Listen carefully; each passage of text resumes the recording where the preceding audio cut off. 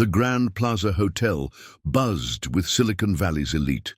In the center of the ballroom, 17-year-old Eliza Chen accepted the Young Innovator of the Year award, her sleek invention, a medical device that had revolutionized home healthcare, projected on massive screens behind her. Standing beside her was Gregory Whitman, the 68-year-old tech billionaire whose mentorship had changed her life, beaming with unmistakable pride. In the back of the room, Marcus Reed clutched his invitation with trembling hands. 15 years had passed since he'd abandoned Eliza's mother, Nina, when she was 7 months pregnant. 15 years since he'd chosen Vanessa Ashcroft, heiress to a banking fortune, over his unborn child and the woman who had supported him through years of failed startups. "I'd like to thank my mother, who worked 3 jobs so I could have a computer." Eliza's confident voice carried through the hall. "Who taught me that innovation isn't about wealth, but solving real problems?" Marcus shifted uncomfortably in his Italian suit, a stark contrast to his struggling entrepreneur days with Nina. His marriage to Vanessa had given him access to investors and opportunities he'd dreamed of, but the tech company he'd built with her family's connections had never achieved more than moderate success. Now he watched as his biological daughter, the child he'd never acknowledged, was being named heir to Whitman Industries' $12 billion empire. The announcement sent shockwaves through the room. Nina Chen stood at her daughter's side, still recognizable to Marcus despite the years. She wasn't looking at the wealth being bestowed upon her daughter, but at Eliza herself, with a quiet pride that made Marcus's chest tighten with something he rarely felt: shame. What nobody in the room yet realized was just how their paths had crossed, and what Gregory Whitman knew about Marcus Reed's past. Nina Chen's small apartment in Oakland looked exactly as Marcus remembered it from his dreams. The second-hand furniture arranged with care, textbooks stacked beside a laptop on the dining table, and that persistent leak in the kitchen faucet he'd promised to fix. Except in this dream, Nina's belly was round with 7 months of pregnancy, and her eyes shimmered with unshed tears. "You're leaving?" she asked, her voice steady despite the slight tremble in her hands. "Now?" "It's not what I planned, Nina," Marcus said, pacing the small living room. "But Vanessa's father can connect me with investors who actually have money, real money." He ran his fingers through his hair, a gesture Nina had once found endearing. "Do you know what that could mean for my company?" "What about what it means?" "For our child." Nina rested her hand on her belly. "Your child," Marcus avoided her eyes. "I'll support you financially. Once I'm established, this isn't about money." Nina's voice, normally soft, hardened. "It's about commitment, family. This opportunity won't come twice." Marcus picked up his packed bag. "Vanessa believes in me, and I didn't." Nina's question hung in the air as Marcus headed for the door. He paused, hand on the doorknob. "I'll call you when I'm settled." He never did. 15 years earlier, before the baby, before Vanessa, Nina, and Marcus had met as graduate students at Berkeley, Nina was studying biomedical engineering on a scholarship, while Marcus was completing his MBA, already consumed with plans for a tech startup that would, in his words, disrupt everything. Their connection had been immediate and powerful. Nina, pragmatic and methodical, balanced Marcus's grand visions with practical solutions. While he dreamed of changing the world, she quietly worked on medical devices that actually could. By day, she conducted research in the university lab. By night, she helped Marcus refine business plans and prototype designs for his first company. For 3 years, they were partners in every sense. Nina's steady income from research fellowships kept them afloat, while Marcus pursued investor meetings and pitch competitions. She believed in his potential when rejection letters piled up. When they moved in together, it was Nina who paid the security deposit. "You'll revolutionize healthcare interfaces," she'd tell him, massaging his shoulders after another failed pitch. "The investors just can't see it yet." The pregnancy wasn't planned. Nina was 31, Marcus 33. The timing wasn't ideal. Marcus had just received his first serious interest from a venture capital firm. But after the initial shock, Nina found herself warming to the idea of motherhood. She began calculating how to finish her dissertation before the birth, planning how their small apartment could accommodate a crib. Marcus had seemed to accept it too, even suggesting names late at night, his hand resting on her growing belly. But something had changed in him, a restlessness, a distraction. He stayed out later, citing networking events and investor meetings. Then came Vanessa Ashcroft. The daughter of investment banker William Ashcroft, she'd attended one of Marcus's pitches and had been impressed by his vision, if not his execution. She invited him to discuss opportunities over dinner. Those dinners multiplied. Marcus called them business meetings, crucial to securing funding. Nina believed him until she didn't. The night he left, taking only one suitcase and his laptop, Nina didn't beg him to stay. Something in her had already begun to shift, a steely determination taking root alongside the life growing inside her. "We'll define," she whispered to her unborn child after the door closed behind Marcus. "You and me, we'll build something better than he ever could." When Eliza Chen was born on a rainy March morning, Nina had only her college roommate beside her in the delivery room. She named her daughter Elizabeth, after her grandmother who had immigrated from Shanghai with nothing but determination, but called her Eliza from the first moment. The promised financial support from Marcus materialized only sporadically in those early years. He sent a check after the birth, another 6 months later, then nothing for nearly a year. By then, Nina had stopped expecting anything. She defended her dissertation when Eliza was 4 months old, the baby sleeping in a carrier at her professor's office while Nina made final revisions. She took a research position at a medical device company that offered flexible hours and on-site childcare. The pay was less than she deserved, but the arrangement allowed her to be present for her daughter while building her career. Their apartment was small, their budget tight, but Nina made sure Eliza never felt deprived. When Eliza was 7, Nina used her savings to buy her a computer, not the newest model, but powerful enough for the coding programs Nina installed. She'd noticed her daughter's fascination with how things worked, how Eliza would disassemble her toys to understand their mechanisms. "Machines are just puzzles," Nina told her, as they sat together at the kitchen table, writing a simple program. "Together, and you, my brilliant girl, are a natural puzzle solver." While Nina worked, Eliza thrived.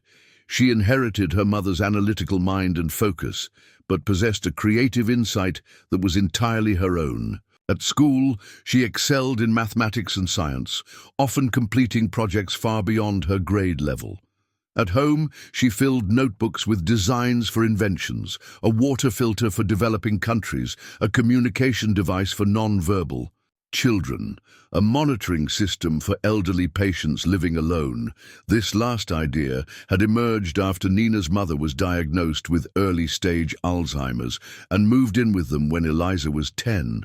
The 3 generations of Chen women adapted, with Nina working longer hours to cover the additional expenses and Eliza taking on more responsibility at home.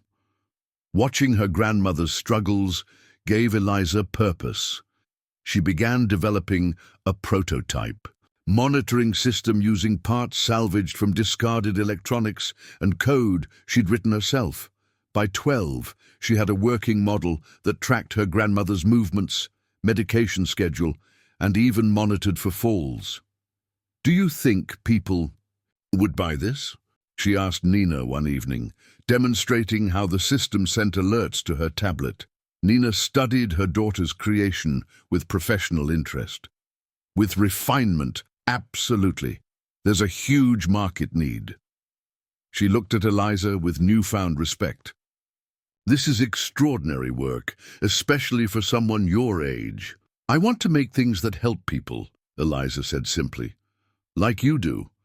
Nina's eyes misted. In her daughter's determination, she saw her own resilience reflected back, but also something unique, a natural talent she had never possessed. "We should document this properly," she said. "I'll help you write it up and apply for the Young Innovators competition." Neither of them could have predicted how that decision would change their lives. Across the bay in Pacific Heights, Marcus Reed's life with Vanessa Ashcroft had followed a different trajectory. His marriage into the Ashcroft family had indeed opened doors. William Ashcroft's connections secured seed funding for Marcus's healthcare interface company, Reed Tech Solutions. Vanessa, with her MBA from Stanford, took on the role of CFO. The early years had been a whirlwind of activity, lavish product launches, features in technology magazines, a loft office in Soma with a growing team of developers. Marcus became what he'd always aspired to be, a recognized name in Silicon Valley, a regular on panels discussing healthcare innovation, a success story. But beneath the surface, problems festered. The product, a patient management system for hospitals, never quite lived up to Marcus's grandiose pitches. Implementation issues plagued major contracts. Technical debt mounted as the team rushed to add features promised to investors but not fully developed. "We need another round of funding," became Marcus's constant refrain to his father-in-law. William Ashcroft, initially indulgent, grew increasingly skeptical as milestones were missed and competitors advanced more innovative solutions. "The market has shifted," Marcus would explain during tense family dinners. "We just need to pivot slightly." Vanessa, once his champion, began questioning his decisions in management meetings. Their home life suffered as work stress followed. Them from the office to their elegant but cold Pacific Heights mansion. They had no children, a deliberate choice on Vanessa's part, postponed until the company stabilizes. As years passed, the postponement became permanent. Sometimes, late at night, Marcus would find himself thinking about the child he'd left behind, wondering if it had been a boy or girl, if it had his eyes or Nina's focused intelligence. He never looked Nina up. Pride prevented him at first, then shame. He told himself it was better this way, a clean break. He convinced himself that Nina, practical and resourceful, would have managed fine without him. The child, now a teenager, surely had a stepfather, a normal life untouched by his absence. His check writing to Nina had stopped entirely after Reed Tech's third year, when cash flow problems required William Ashcroft's intervention to keep the company afloat. Marcus had intended to resume support once things stabilized, but stability remained elusive, always just beyond the next product release or the next funding round. Marcus had everything he'd thought he wanted, the company with his name on it, the prestigious address, the connections, yet success felt increasingly hollow. Reed Tech Solutions was, at 15 years old, merely surviving in a competitive market, not thriving or innovating as he'd once envisioned. When the invitation to the Young Innovator Awards arrived, Marcus almost discarded it. These events were usually predictable affairs, privileged teens with well-connected parents, showcasing minor variations on existing technologies. But Vanessa, serving on the board of the sponsoring foundation, insisted they attend. "Gregory Whitman will be there," she said, referencing the legendary founder of Whitman Industries, whose innovations in medical technology had transformed patient care worldwide. "And he never attends these things. Something's happening, and we need to be seen." Marcus agreed, never suspecting that the evening would bring him face to face with the consequences of choices made 15 years earlier, or that Gregory Whitman's interest in the Young Innovator of the Year was anything but coincidental. Eliza Chen first met Gregory Whitman by accident. Literally, She was 15, rushing through the Berkeley Medical Innovation Conference with a prototype of her home healthcare monitoring system carefully packed in her backpack. Nina had secured visitor passes for them both, believing the exposure to current medical technology would benefit Eliza's project. "Stay close," Nina had instructed before being pulled into a conversation with a former colleague. "I'll only be a few minutes." But Eliza, spotting a demonstration of assistive robotics across the hall, couldn't resist. Navigating through the crowd, she collided with an elderly man studying her mother's research poster on non-invasive glucose monitoring. "I'm so sorry!" Eliza steadied herself, horrified to see her backpack had struck the man's coffee cup, splattering liquid across his expensive suit jacket. "Entirely my fault," the man said, dabbing at the stain with a handkerchief. "I was too absorbed in this fascinating research to watch where I was standing." Something about his calm demeanor made Eliza pause. Most executives at these events barely acknowledged students, yet this man spoke to her as an equal. "That's my mother's work," she said, gesturing to the poster. "She's developing it at Medinova Labs." "Your mother is Nina Chen?" His eyebrows rose with genuine interest. "I've followed her publications for years. Her approach to biomedical interfaces is revolutionary, though criminally underutilized by the industry." Eliza beamed with pride. "She says commercial considerations often override patient needs in product development." The man laughed, a warm, appreciative sound. "A diplomatic way of saying most healthcare companies prioritize profit over innovation." "She's absolutely right." He extended his hand. "I'm Gregory, by the way." Eliza Chen. She shook his hand, noting his firm grip despite his age. "Are you in medical research too?"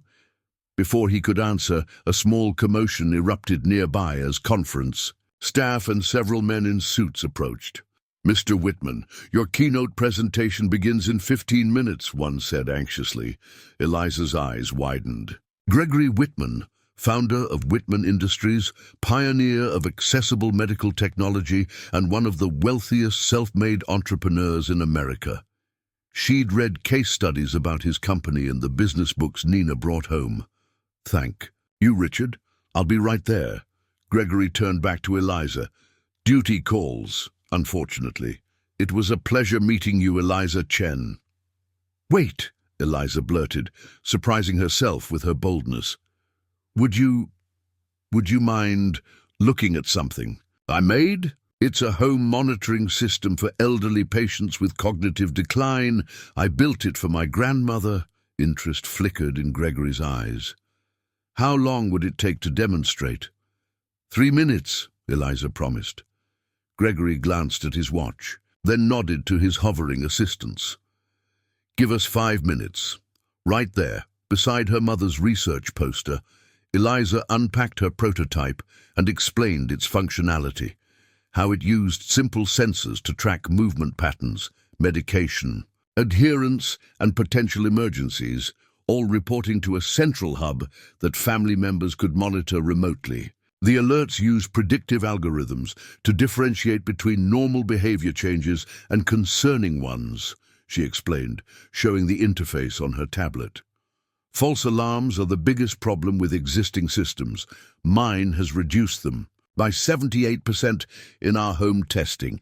Gregory asked several penetrating questions about her coding approach and the system's technical limitations, which Eliza answered without hesitation or simplified explanations. When she finished, he stood silent for a moment.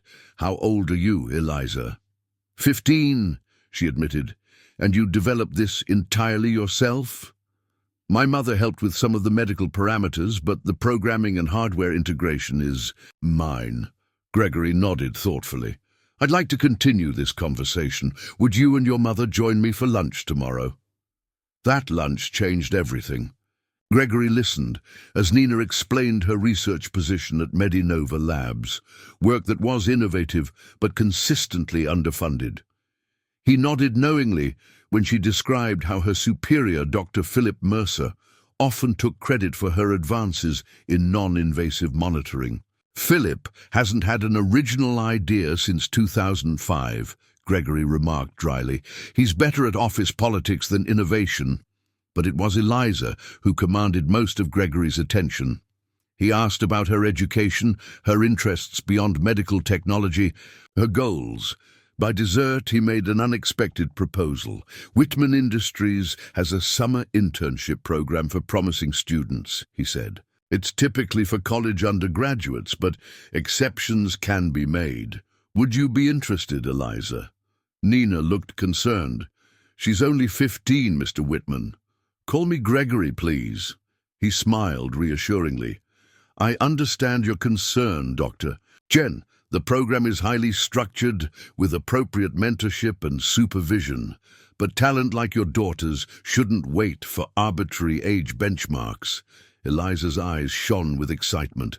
I would love that opportunity. And what about you, Dr. Chen? Gregory asked, turning to Nina. Medinova clearly undervalues your contributions.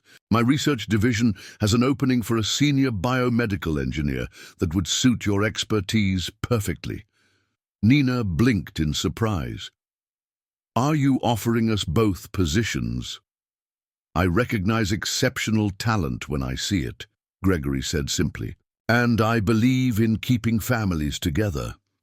The truth, which Gregory Whitman revealed only months later, was that their meeting had not been entirely accidental. He had recognized Nina's name on the conference program and sought out her presentation, curious about the researcher whose papers on non-invasive monitoring technology had caught his attention.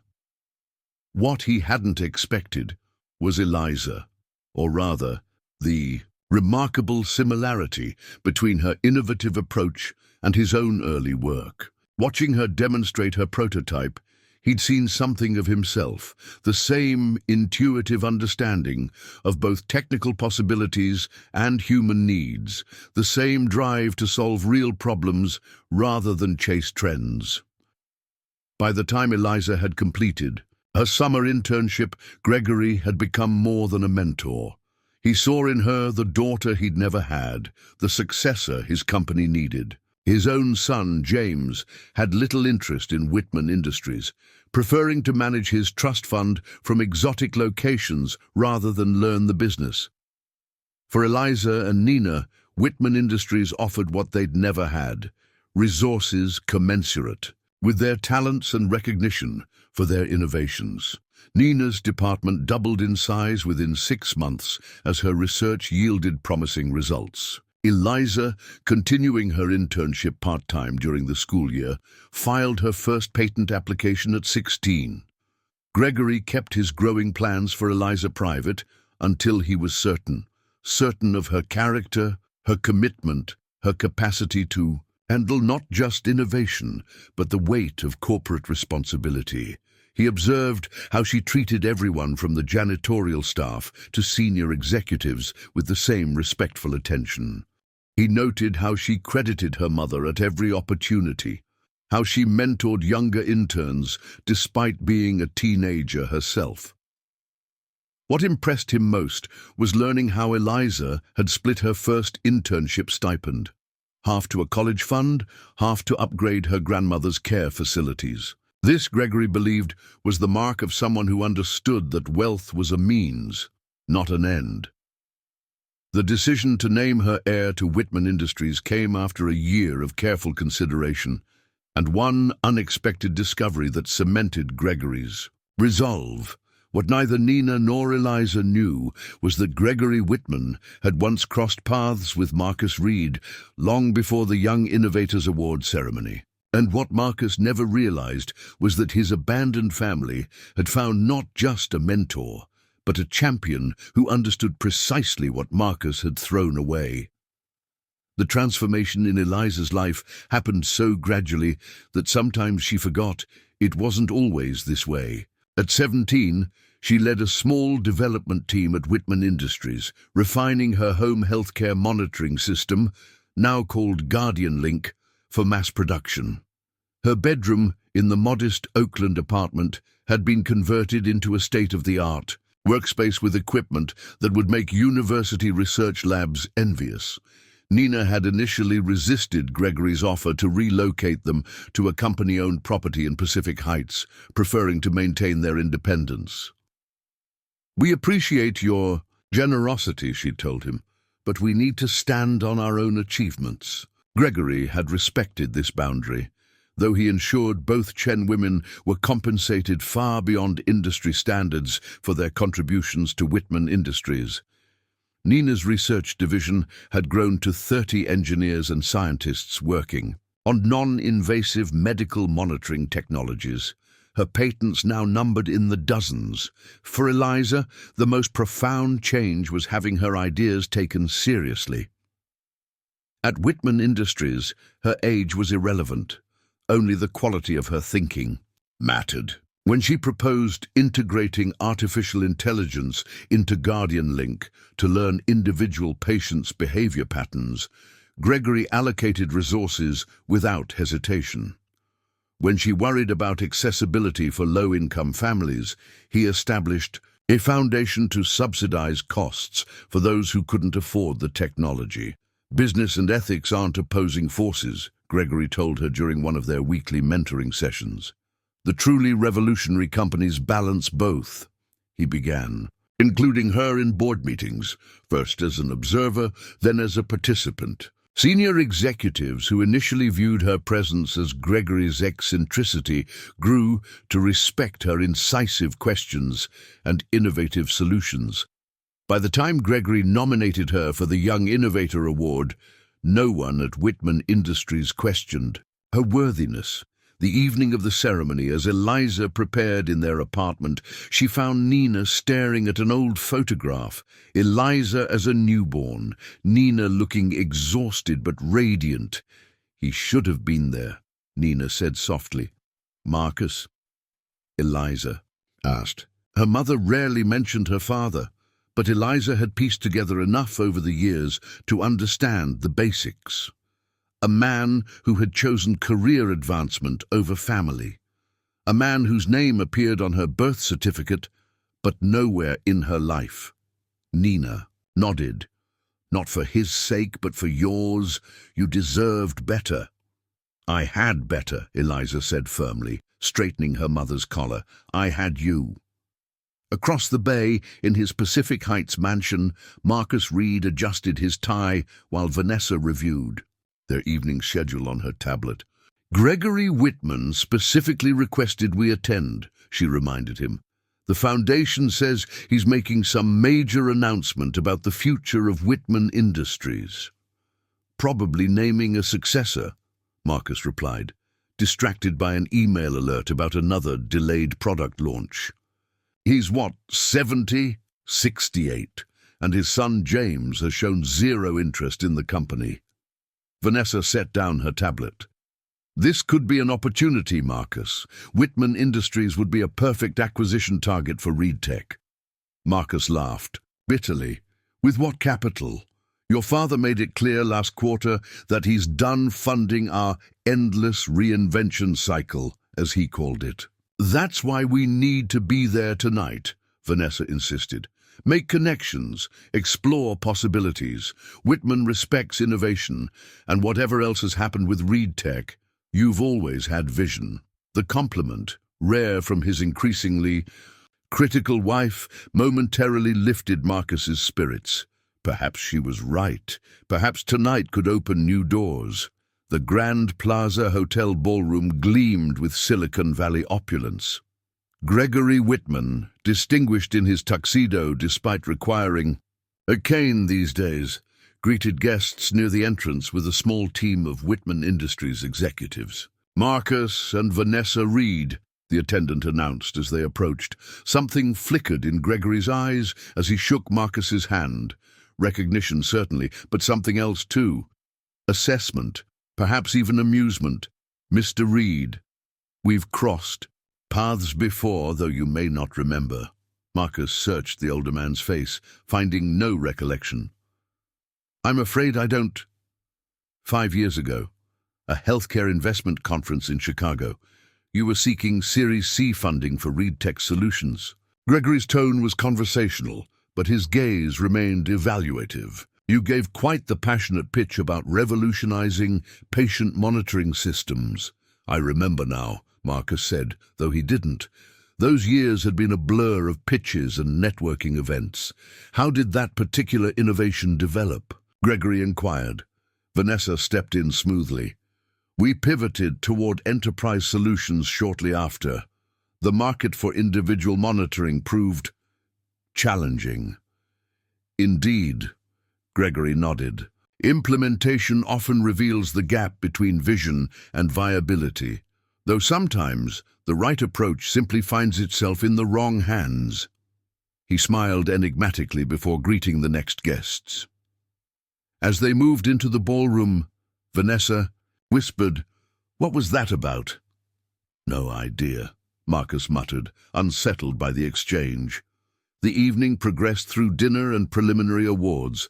Marcus paid little attention, mentally reviewing ReedTech's precarious finances instead. Their latest product update was months behind schedule, and their largest client was threatening to cancel their contract.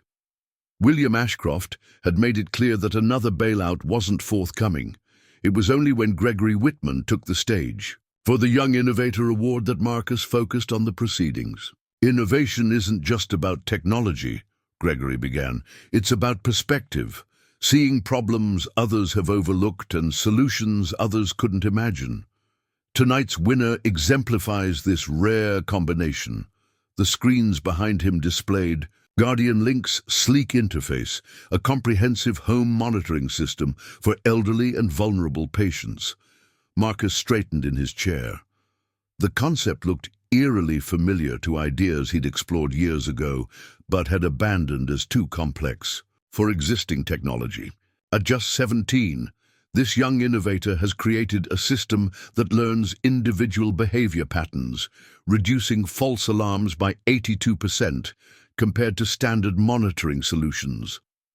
The AI integration allows for predictive care rather than merely reactive responses. The screens shifted to show implementation data and patient outcomes. The metrics were impressive, exactly the kind of results ReedTech had promised but never delivered. But what truly sets this achievement apart is its creators' insistence that the technology be accessible to all patients, regardless of economic status. The Whitman Foundation's subsidized distribution program was her initiative, not mine. Gregory's voice swelled with unmistakable pride. Ladies and gentlemen, our young innovator of the year, and I'm pleased to announce the future CEO and controlling shareholder of Whitman Industries, Ms. Eliza Chen. The crowd erupted in applause as a young woman approached the stage.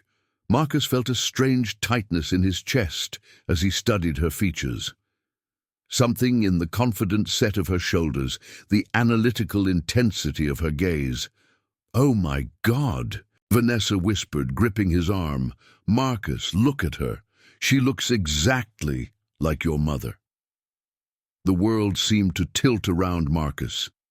The young woman, Eliza, was speaking now, thanking her mother, Dr. Nina Chen, for her support and inspiration. The name hit Marcus like a physical blow. Nina, his Nina, which meant, "My daughter," he whispered, the revelation stealing his breath.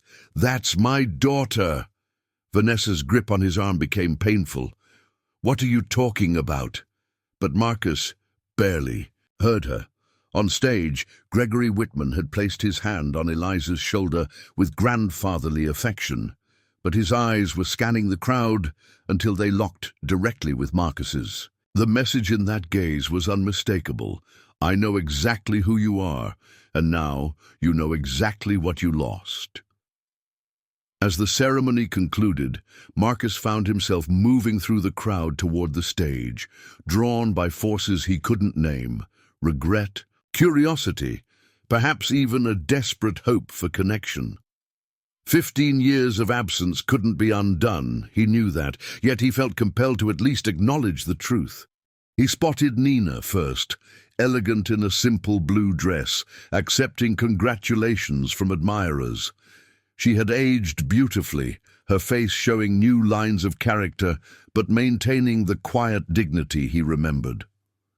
When she turned and saw him, her expression froze for just a moment before settling into careful neutrality. "Hello, Marcus," she said, as if they had seen each other just last week instead of 15 years ago. "I wondered if you might be here." "You look well," Marcus said awkwardly, the inadequacy of his words hanging between them.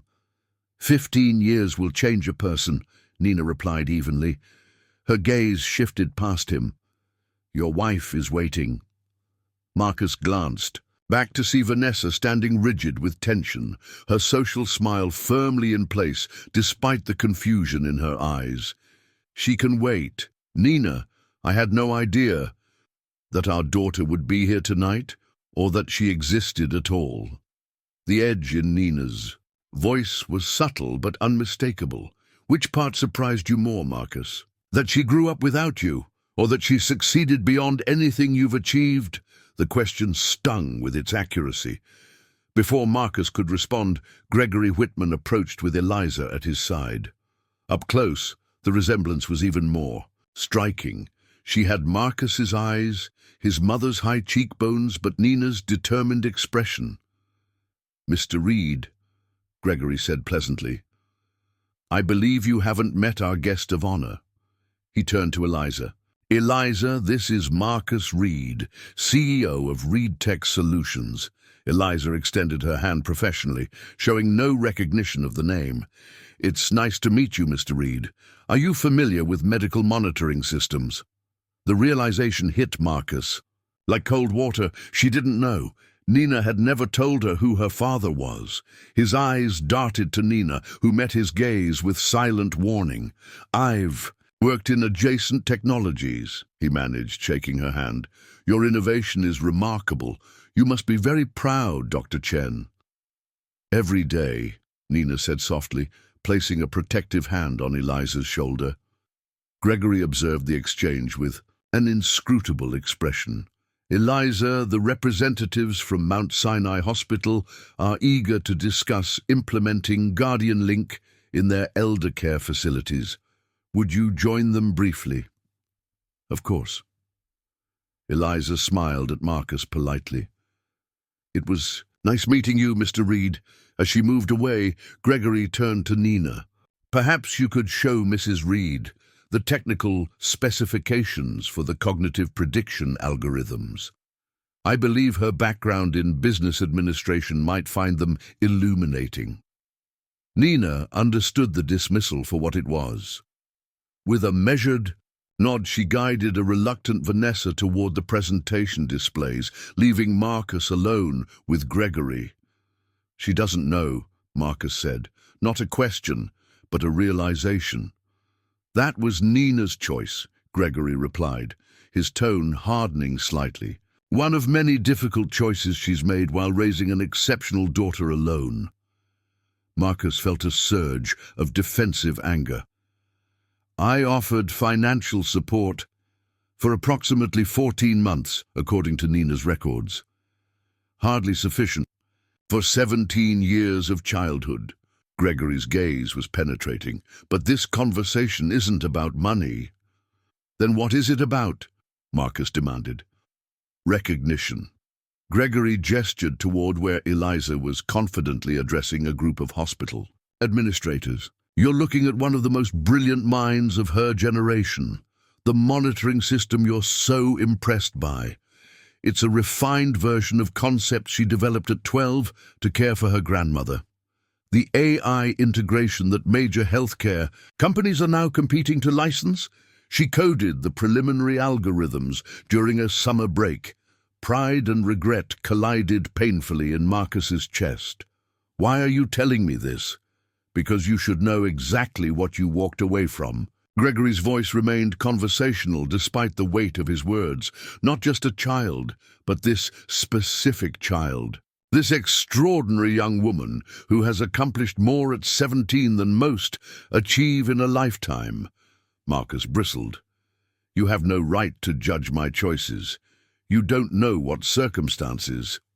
"I know precisely what circumstances led to your decision, Mr. Reed," Gregory's interruption was calm but final. 5 years ago in Chicago, you pitched a patient monitoring concept to my investment team. It was rejected not because the idea lacked merit, but because your implementation was fundamentally flawed. You understood the market opportunity, but not the technology requirements. Marcus remembered now. The rejection had been particularly crushing, because Whitman Industries' backing would have solved ReedTech's persistent funding problems. When I saw Nina's research publications years later, Gregory continued, I recognized a familiar approach, but with crucial technical innovations that solved the very problems your proposal couldn't address. I was intrigued enough to seek her out at that conference. Finding Eliza was unexpected. The moment I saw her prototype, I understood the missing piece. What missing piece? Marcus asked, though part of him already knew the answer. The perfect synthesis of vision and execution. Your conceptual framework, with Nina's technical precision combined in their daughter. Gregory's smile held no warmth. The irony is remarkable, isn't it? You abandoned them to pursue success, only to watch your child achieve everything you couldn't, with the same investor who rejected you.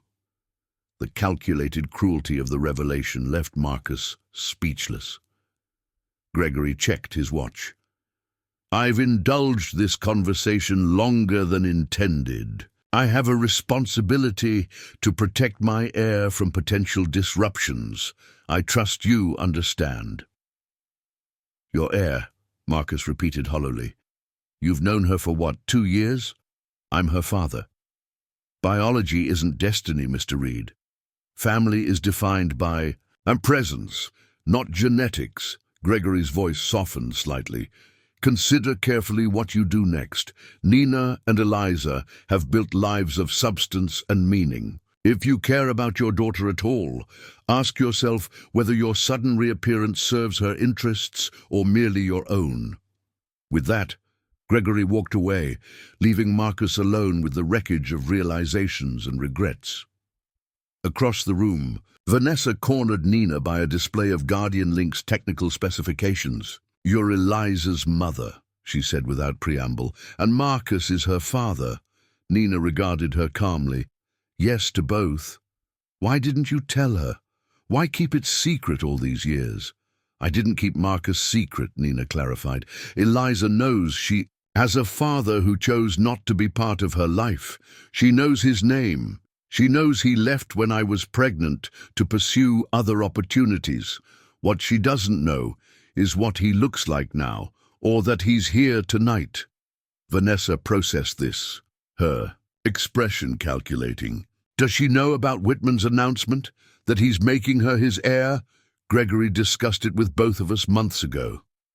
Eliza initially refused. This clearly surprised Vanessa. Refused? Why would anyone refuse billions? Because she understood the responsibility that comes with it.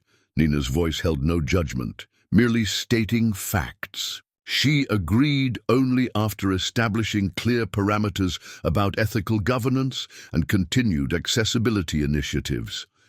Vanessa studied Nina with new awareness. You've raised her well, she admitted reluctantly.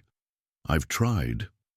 Nina's gaze drifted to where Eliza stood, animated as she explained Guardian Link's features. She made it easy. She has always been remarkable. And now she's going to control one of the largest medical technology companies in the world.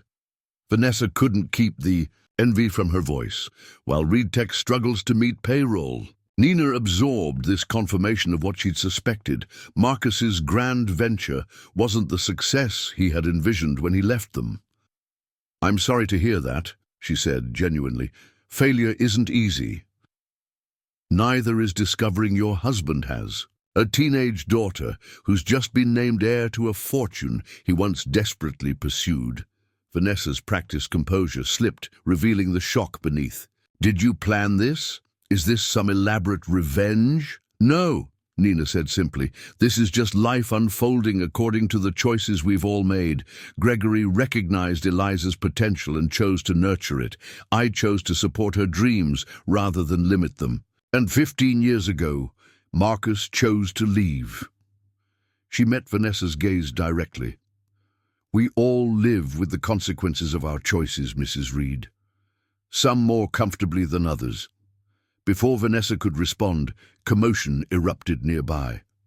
They turned to see Marcus approaching Eliza, his expression intent. Nina moved immediately, navigating through the crowd toward her daughter. Whatever Marcus intended, she would not allow him to disrupt Eliza's moment of achievement with sudden revelations. Of paternity, she arrived just as Marcus reached Eliza, catching only his words. "Need to speak with you, privately." "It's important." Eliza looked confused but politely interested. "I'm sorry, Mr. Reed, but I'm scheduled for interviews after this. Perhaps tomorrow." "It can't wait," Marcus insisted, an edge of desperation in his voice. "You need to know who I am." "Mom!" Eliza looked past Marcus to Nina, confusion evident in her expression. "What's going on?" Nina stepped forward, placing herself slightly between Marcus and her daughter.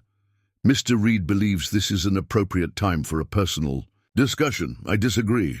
Understanding dawned in Eliza's eyes, a flash of recognition followed by a stillness that revealed her quick mind connecting the fragments. Marcus Reed, the awkward tension, her mother's protective stance. "You're him," she said quietly, studying Marcus's face with scientific detachment. "You're my biological father." The directness of her statement left Marcus momentarily speechless. Around them, other guests pretended not to listen while hanging on every word. "Yes," he finally managed. "I am. And I think we should talk." "Why now?" Eliza's question was precise, analytical. "You've had 17 years. What changed tonight?" The brutal simplicity of her question stripped away any prepared explanations.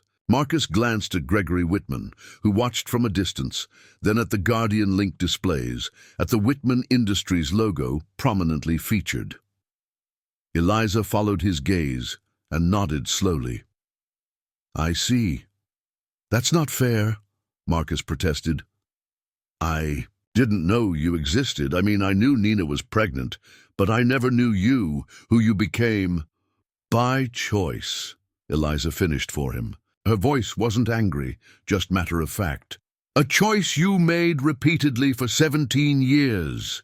Vanessa appeared at Marcus's side, her social mask firmly back in place. "Perhaps this conversation should happen privately, away from the industries." Prying eyes. Nina tensed, recognizing the calculation behind the suggestion. "Eliza has interviews scheduled. This is her night." "It's okay, Mom." Eliza touched Nina's arm reassuringly before addressing Marcus. "Mr. Reed, I appreciate that this might be a significant moment for you, but I've known who I am and who isn't part of my life for many years. Tonight doesn't change that." Marcus flinched at her use of his formal name. "Can we at least talk? There's so much I want to know about you." "Everything worth knowing about me is in my work," Eliza replied, gesturing to the Guardian Link display. "The rest I share with the people who have earned that privilege through their presence in my life." She spoke without cruelty, but with the clear-eyed discernment that had impressed Gregory Whitman from their first meeting. Vanessa's calculating expression hardened. "Do you have any idea what your announcement tonight will do to ReedTech's stock price? Our investors will see this as a corporate matter?" Eliza raised an eyebrow. "I have no interest in ReedTech Solutions, Mrs. Reed. My work at Whitman Industries is entirely separate." "You're 17, Vanessa countered. "Legally, there are considerations." "My daughter's legal affairs are thoroughly managed," Nina interrupted, steel beneath her calm tone. "Including trusts established years ago that prevent exactly the kind of concerns you're implying." Gregory approached, his timing impeccable. "Eliza, the Wall Street Journal is waiting for your interview. Nina, you should join them. They have questions about the technical integration you developed." Eliza turned to Marcus one last time. "Mr. Reed, I don't know what you were expecting tonight. Reconciliation, recognition. Whatever it was, I can't give it to you in this moment. Perhaps someday, if your interest in my life extends beyond tonight's announcement. But that would require time, consistency, and genuine effort, not a sudden appearance when my name is associated with Whitman Industries." Without waiting for his response, she turned away, Nina at her side as they followed Gregory toward the waiting journalists. Marcus stood frozen, Vanessa gripping his arm painfully. "She's exactly like her mother," he whispered, unexpected pride, mixing with profound regret. "This isn't over," Vanessa hissed. "That girl is your biological child. There are legal implications, inheritance claims." "Stop," Marcus pulled his arm free. "For once in our marriage, just stop calculating. That's my daughter, and I've missed her entire life chasing what she's achieved without me." Watching Eliza confidently address the reporters, her mother and Gregory, Whitman flanking her like the family they had become, Marcus finally understood the true cost of the choice he'd made 15 years ago. It wasn't measured in missed birthdays or absent memories, but in the relationship that could have been, the extraordinary person he might have helped shape, the father he never became. As they left the gala, Marcus knew with certainty that the path back to Eliza, if there was one, wouldn't be found through legal threats or sudden claims of paternity. It would require something he had never given Nina or their child: patience, consistency, and the willingness to earn a place in her life rather than demand it. Whether he was capable of such transformation remained to be seen. The new Whitman Industries research campus stretched across 10 acres of what had once been industrial wasteland in Oakland. The central building, a gleaming structure of glass and sustainable materials, housed the company's expanded medical innovation division. At its entrance stood a bronze plaque, Chen Whitman Center for Accessible Healthcare Technology. Inside, 20-year-old Eliza Chen Whitman moved with confidence through the research floor, stopping to confer with engineers and programmers. The Guardian Link system had expanded into a comprehensive platform, now standard in hospitals and elder care facilities across 12 countries. More importantly, the subsidized home version had reached over 1 million vulnerable patients who couldn't have afforded comparable care. In her private office, overlooking gardens where employees gathered for lunch, Eliza reviewed quarterly projections when her assistant announced an arrival. "Your 3 o'clock is here, Ms. Chen Whitman. Send him in, please." Marcus Reed entered, looking distinctly different from the desperate man who had confronted her 3 years earlier. Gone was the expensive suit and slick executive demeanor. Instead, he wore casual business attire and carried a worn leather portfolio. The past 3 years had added gray to his temples, but removed the haunted tension from his face. "Eliza, thank you for making time." His tone was respectful, neither presumptuous nor overly familiar. "Your quarterly updates are always welcome." She gestured to a chair. "How is the Oakland pilot program progressing?" Marcus opened his portfolio, spreading out progress reports. "We've installed Guardian Link systems in 28 low-income senior residences. The health outcome improvements are exceeding projections. ER visits down 42%, medication adherence up 68%. After the gala 3 years earlier, Marcus's life had unraveled with surprising speed. Reed Tech Solutions had collapsed within months, unable to compete with Whitman Industries' superior technology. His marriage to Vanessa had ended shortly after, their relationship unable to withstand financial failure and the revelations about his abandoned child. The transformation that followed wasn't immediate or easy. Marcus had spent 6 months in a downward spiral before a chance encounter with Nina at a healthcare conference. She had been coolly professional, but mentioned Eliza's foundation work bringing medical technology to underserved communities. It had been the lifeline Marcus needed, not a personal connection, but a purpose that aligned with his long-abandoned ideals.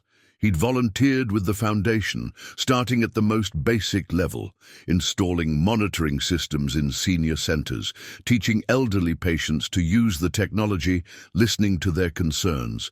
Now he directed the foundation's Oakland initiative, reporting quarterly to Eliza herself. Their relationship remained strictly professional, neither the warm bond of father and daughter nor the tension of adversaries. Instead, they had found a careful equilibrium, collaborators in meaningful work, connected by purpose, if not by acknowledged kinship. "The testimonials are particularly encouraging," Marcus continued, handing her a tablet with video interviews. Many of these seniors had been virtually abandoned by the healthcare system. Eliza nodded, studying the data. "We'll expand the funding. For Phase 2, then. Add another 30 facilities next quarter." Their meeting concluded with the same professional efficiency that characterized all their interactions. As Marcus gathered his materials, he paused. "I saw the announcement about Gregory." "I'm sorry." Eliza's expression softened slightly. Gregory Whitman had passed away 3 months earlier, leaving Eliza as CEO and majority shareholder of Whitman Industries, just as he had planned. The public mourning had been significant, but few understood the personal loss she felt. "Thank you. He changed our lives in ways I'm still discovering." Marcus hesitated before asking, "How is your mother?" "Thriving. The research division is her kingdom now." Eliza allowed a small smile. "She's been seeing someone for about a year. A professor from Berkeley. He makes her laugh." The information hung between them, a small, significant gift. Personal details weren't part of their established boundaries. "I'm glad," Marcus said simply. At the door, he turned back. "The Foundation's annual dinner is next month. We're honoring the community health workers who implement the technology. It would mean a lot if you attended." Eliza considered him thoughtfully. 3 years of consistent effort, 3 years of showing up, of doing the work without demands or expectations, 3 years of allowing her the space to decide the nature of their connection. "I'll be there," she said. "Mom might come too, if that's all right." Something flickered across Marcus's face. Not quite hope, but perhaps it's patient. "Cousin, more than all right, thank you, Eliza." After he left, Eliza turned to the window. Below, she could see her mother crossing the campus courtyard with her research team, animated as she explained some new innovation. Beyond the perimeter, Oakland spread toward the bay, the city where she had grown up, where her mother had raised her alone, where their journey had begun. The Chen Whitman Foundation was now bringing healthcare technology to neighborhoods like their old one, transforming lives as Gregory had transformed theirs. And Marcus, the father who had once abandoned them for wealth and status, had found his way back to his original purpose through service rather than ambition. It wasn't forgiveness, exactly. It was something more nuanced. The recognition that people could change, that purpose could be reclaimed, that the most meaningful inheritance wasn't wealth or status, but the opportunity to create something of lasting value. In the end, that was the legacy Gregory had truly left her. Not billions or corporate power, but the understanding that how we respond to life's hardest moments defines us far more than our circumstances ever could. The Chen Whitman Foundation's annual gala had grown from a modest fundraiser to one of the Bay Area's premier philanthropic events. This year marked its 5th anniversary, with over 500 guests gathered in the San Francisco Museum of Modern Art's Sculpture Garden. Eliza, now 22 and recognized as one of the most influential young leaders in healthcare technology, surveyed the crowd from a quiet corner. Whitman Industries had flourished under her leadership, its market value nearly doubling while maintaining Gregory's commitment to ethical innovation. Tonight wasn't about corporate success, however, but about the Foundation's impact. Over 3 million vulnerable patients now supported by their technologies worldwide. Hiding from your admirers, Nina approached, elegant in a simple emerald dress. At her side was Robert Calloway, the Berkeley quantum computing professor she had been dating for 3 years.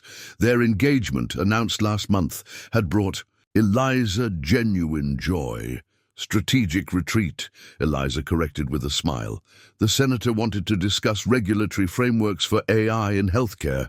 I told him I'd be more receptive after dessert. Nina laughed. Good strategy. The board members are looking for you, though. They want to review the announcement before you make it.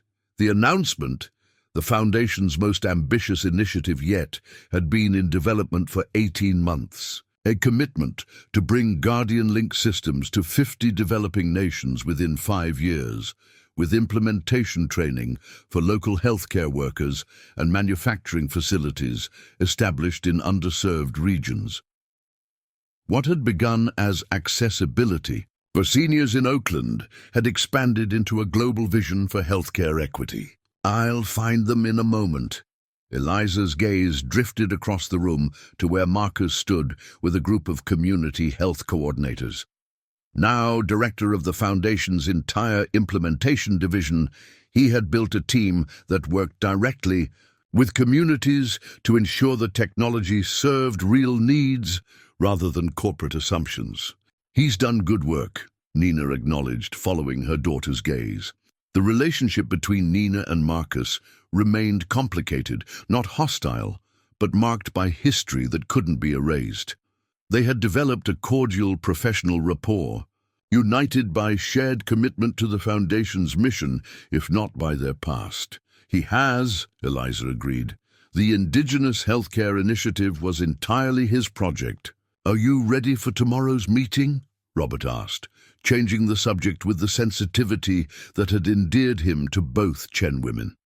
Tomorrow would bring the most unusual gathering in their unconventional family history, a private dinner at Nina and Robert's home, with Eliza, Marcus, and Vanessa Ashcroft-Reed, who had recently reached out after years of silence. According to Marcus, his ex-wife had undergone her own transformation following their divorce and the collapse of her family's banking empire in a financial scandal.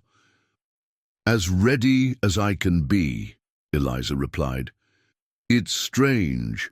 5 years ago, I wouldn't have imagined having any relationship with either of them. Life rarely follows the paths we anticipate, Robert observed. As a theoretical physicist, he had a philosopher's perspective on life's unexpected trajectories. The uncertainty is what makes it interesting. Nina squeezed his hand affectionately before turning back to Eliza.